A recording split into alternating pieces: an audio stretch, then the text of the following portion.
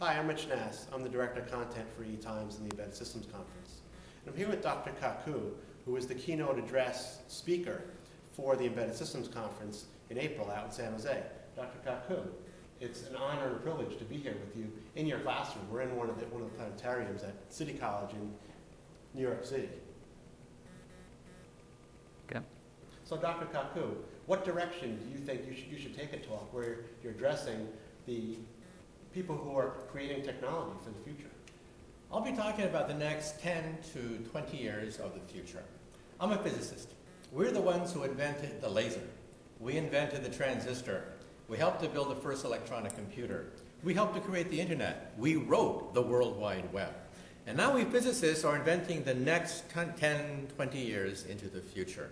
And it's going to be a little bit like Star Trek. Think about Star Trek. When you take chips and you put them into a typewriter, it becomes a word processor, a spreadsheet device. When you take a chip and put it into a telephone, it becomes a mobile phone, just like in Star Trek. However, now hold on to your hats, because now we're going to be placing the chip in places that we don't even think about. I'll be talking first of all about the smart bathroom. What happens when you have a tricorder? A tricorder, a device, a handheld device that you can scan people's bodies, immediately find out what's wrong with people. Also, your glasses. What about the future of glasses? Also, what happens when chips and matter itself become intelligent? First of all, your bathroom. On Star Trek, we have the tricorder, a device that can scan anything, look inside your body, look for anything. Right now, an MRI scan can be reduced down to about the size of a large purse.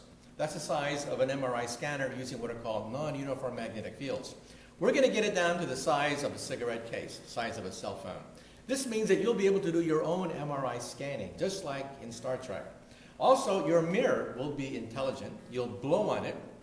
The condensation will be analyzed for P53, which is involved in 50% of all common cancers, and your mirror will tell you if you have lung cancer or not. Also, your toilet will be intelligent.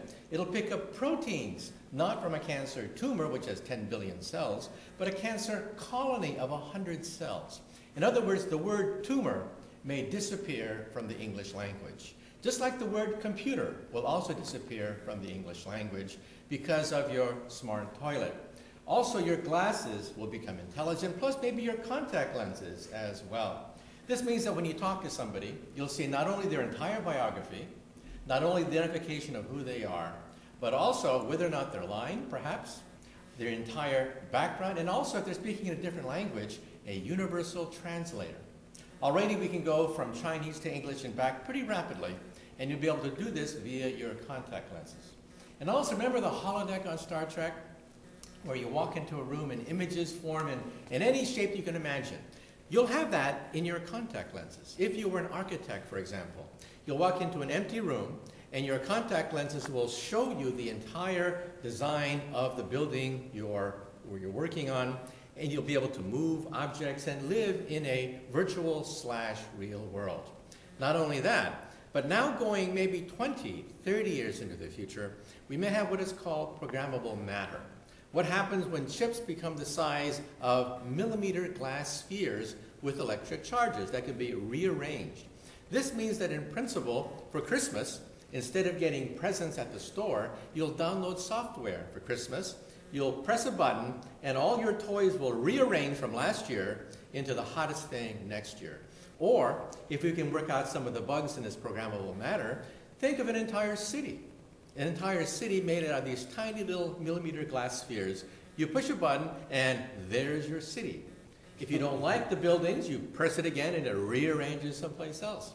And remember that movie, Terminator 2, with a T-1000 robot made out of liquid metal? People used to say, ha, give me a break. You're not going to have a T-1000 robot.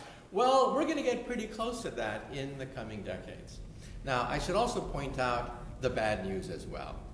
Moore's Law, the engine that has driven much of the prosperity you see around us, will gradually start to sputter around 2020, 2025, and all things must pass. That's why we physicists are now working on the successor to silicon power. The age of silicon will gradually end. Silicon Valley could become a rust belt unless we physicists think of the next generation, which could be quantum computers. quantum dot computers, optical computers, DNA computers, protein computers, molecular computers. We're working on it. What excites me very much about what you just said, you said we very often in the discussion. We are the people who are at the Embedded Systems Conference. We is they, and they is we, and is us. And that's exciting. And another thing, this is also going to affect the nature of the economy itself. People ask the question, well, what can you do for me? What have you done for me lately? And the answer is everything. We technicians have created the architecture of the 20th century. We're now building the architecture of the 21st century.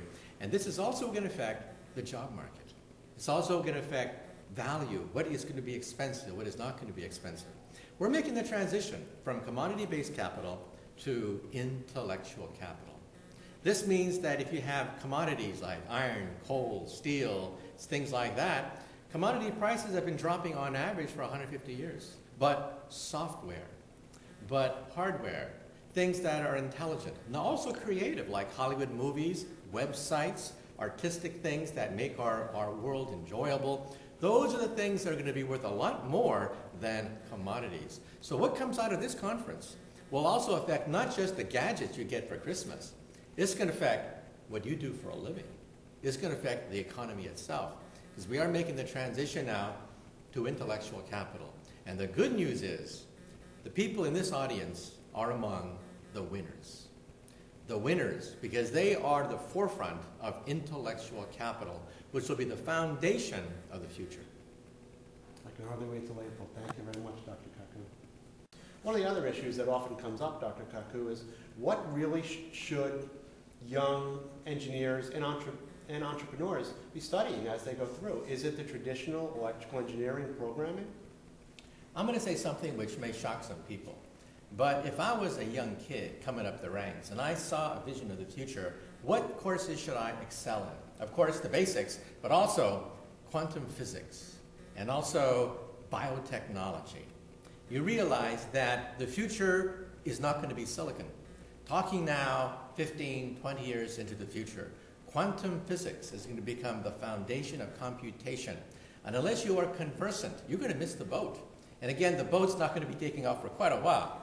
By the time these young people start to do programming and stuff like that, we are going to see Moore's Law begin to sputter. Second of all, biotechnology, because biology is information science. We're reducing the entire mass of life to computer code.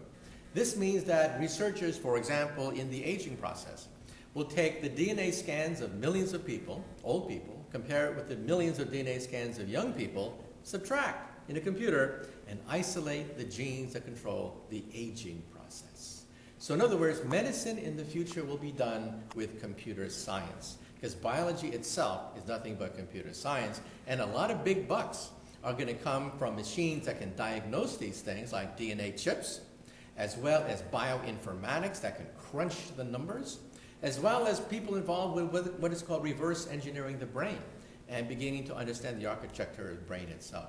So if I were a young kid starting all over again, I learned two things that are very rarely taught to young engineers: quantum physics and bioengineering.